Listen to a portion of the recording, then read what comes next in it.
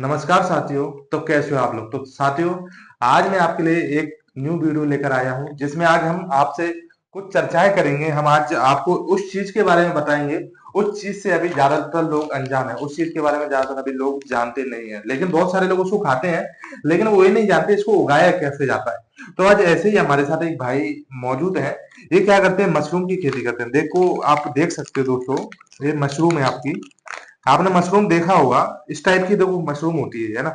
बहुत सारे लोग इसको खाते भी हैं, बहुत सारे लोग सब्जी भी बनाते हैं, लेकिन इससे हम अनजान है ये उगाई कैसे जाती है। बहुत सारे लोगों के माइंड में डाउट रहता है कि उगाई किस तरीके से जाती है। आप देख सकते हो, इस टाइप की दोस्तों ये मशरूम होती है ना। इस टाइप की ये मशरूम होती है, आप ये देख सकते हो। तो मतलब बहुत सारे लोगों के माइंड में डाउट होता है, तो ये उगाई कैसे जाती है, इसका कैसे पैदावार किया जाता है। तो ये सारी चीजें हम इस वीडियो में डिस्कस करने वाले हैं। तो ये भाई हमारे साथ मौजूद है, ये मशरूम की खेती करते हैं और मशरूम के बारे में ये हमको सारी जानकारी आज देंगे कि मशरूम कैसे उगाई जाती है। सारी सारी चीजें अपन इनसे जानेंगे। तो सर, सबसे पहले तो मैं आपसे जानना चाहूंगा कि आप क्या मशरूम की पैदावार करते हो? जी, बिल्कुल।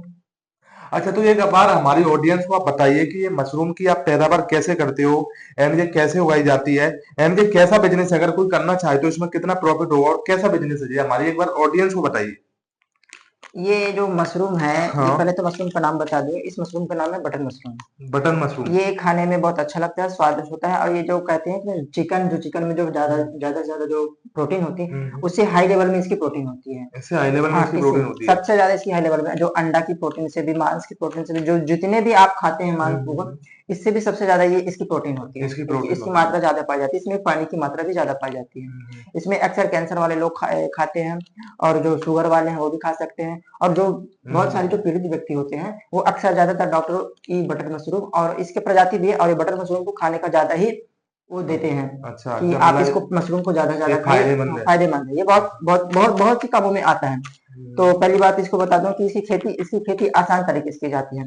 पहले तो आपके पास ये गाँव घर में जो धान बोते हैं, जो धान हाँ। लगाते हैं, पेड्डी जिसे कहते हैं, हम्म। जो धान लगाते हैं, तो धान की कटाई फसल हो जाती है। कटाई कटाई करने के बाद उसकी आप तो बीज तो ले लिए, हम्म। लेकिन जो उसको जो नीचे का पैरा होता है, जिसको पैरा बोलते हैं आप, मेरी भाषा में तो पैरा बोलते हैं, तो जो बचा रहता है, जो वेस्ट हो जाता है, जो गाय भैंस खाते हैं, जो गाय भैंस ना खाने के बावजूद उसको फेंक दिया जाता है खेतों में, हाँ हाँ ऐसे हाँ। खेतों में खाद बनाने के लिए फेंक जाता है, तो वो उसी से बनता है।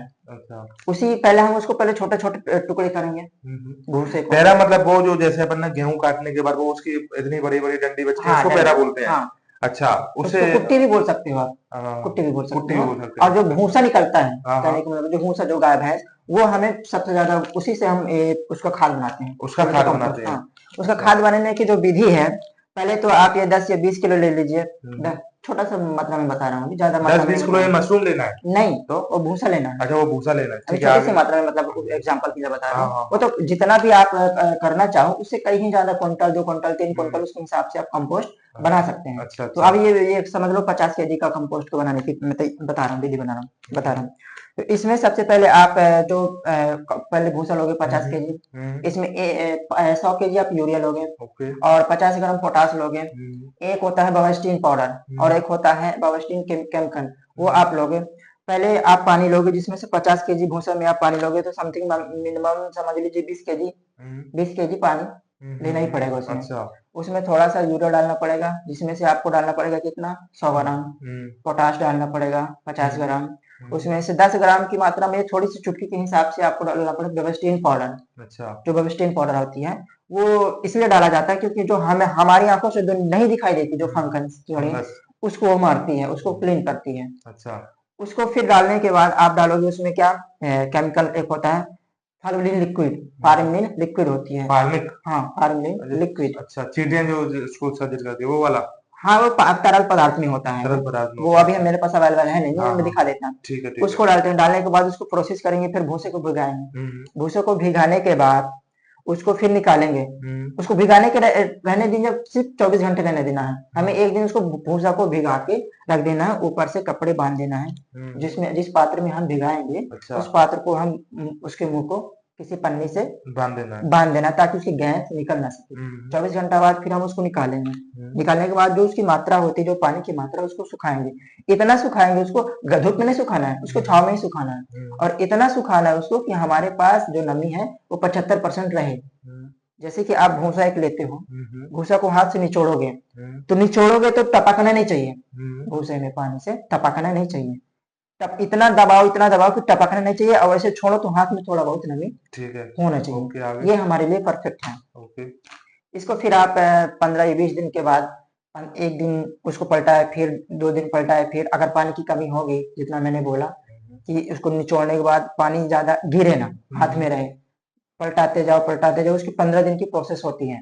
उसको प्रोसेस करने के बाद वो पूरे ब्राउन कलर की हो जाएगी। वो अच्छा। ब्राउन कलर की होने के बाद आप पूरी तरह से कंपोस्ट तैयार है हमारे पास। ओके। बस वो कंपोस्ट तैयार है। हाँ, कंपोस्ट तैयार है, ओके, तैयार है। फिर? आगे फिर इसकी एक वो आती है, स्पून आती है, हाँ। जो बड़े बड़े कंपनियों में बनाई जाती है, अच्छा। और जो जहाँ ट्रेनर होते हैं वहां भी बनाई जाती है।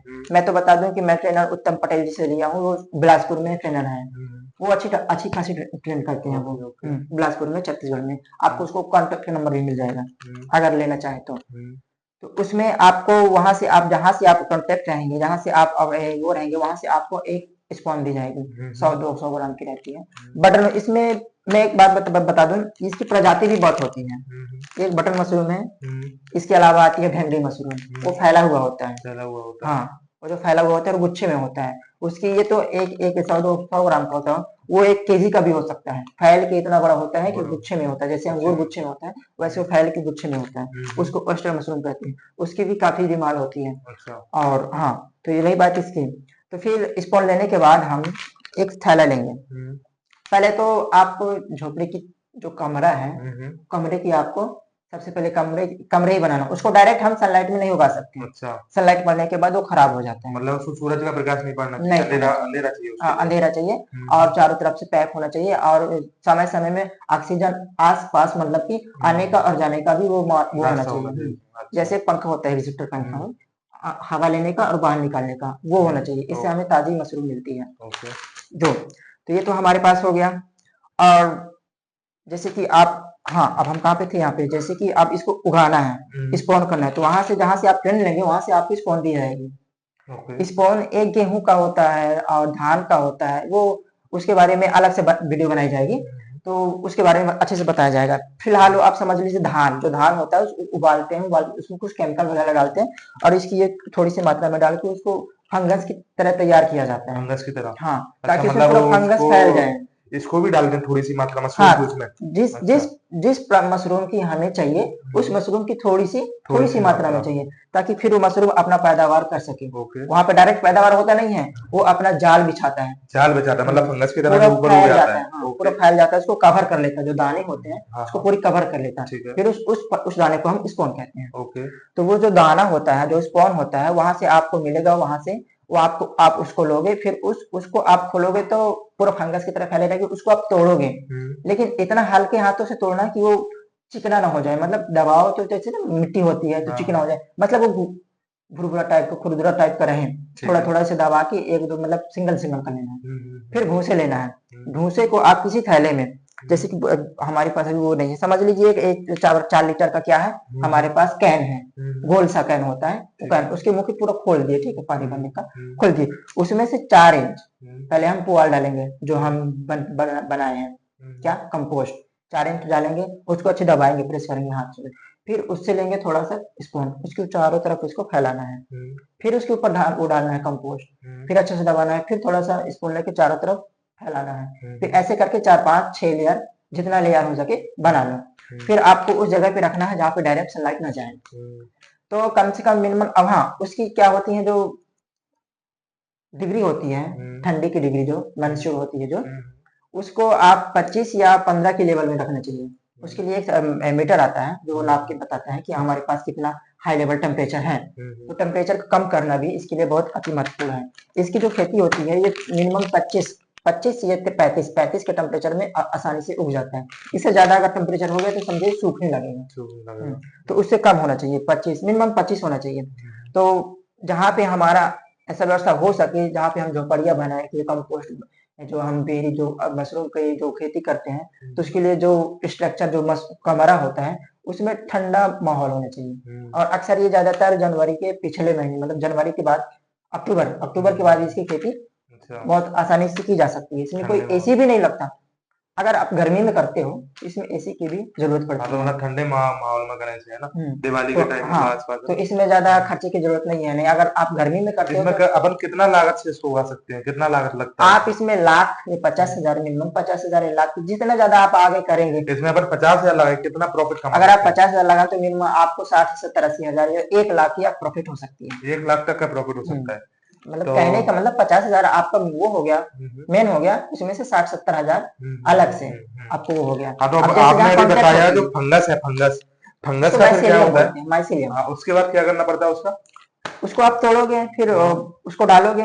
फिर हाँ जो खाद मैंने बताया था जो कैन में डालने को, हम्म, उसमें फिर 15 20 दिन के बाद ऑटोमेटिक जो फंगस तो हमने उसमें देखा था, पहले बताया हाँ कि हाँ जो पैकेट में 200 ग्राम का होता है उसमें हाँ फैलता है दाने हाँ पे। हाँ वही फंगस फिर उसमें पूरा कंपोस्ट में फैलेगा, हाँ, पूरे अच्छा कंपोस्ट में फैलेगा। फैलने के बाद अब वो 15 दिन के बाद रेडी हो पूरी तरह से व्हाइट हो जाएगी। वो व्हाइट कलर की कैन लेंगे। मतलब ऐसा हो जाएगा, हाँ, व्हाइट पूरी मशरूम की तरह व्हाइट, हो जाएगा नहीं वो? मशरूम नहीं होगी, तो पूरी फंगस मतलब ये व्हाइट कलर की हो जाएगी, अच्छा, जो चूने की कलर की होती हाँ है, पूरे हाँ व्हाइट हो जाएगी। हम्म, उसके बाद हम्म, आपको कंपोस्ट अलग से क्या तैयार करना पड़ेगा। कंपोस्ट जैसे कि आप जो पीठ होता है, जो नारियल का जो होता है ना, बुरादा, एकदम बुरादा बुरादा, उसको पीठ बोलते हैं शायद। हाँ ऑरेंज के बाद फिर उसमें थोड़ा थोड़ा कागज डाल के ऊपर फिर प्रेशर मारना पड़ेगा, थोड़ा मतलब गीला होना चाहिए। हम्म, नीचे तो पूरा फैल चुका है, हम्म, कोई दिक्कत नहीं है, लेकिन उसके 4 दिन के बाद फिर 5वें दिन या 6वें दिन बाद आप जब देखोगे, हम्म, वो उसकी बात कर रहा हूँ, ये हाँ पोस्ट की बात, वो तो 15 दिन की उसकी प्रोसेस होती है।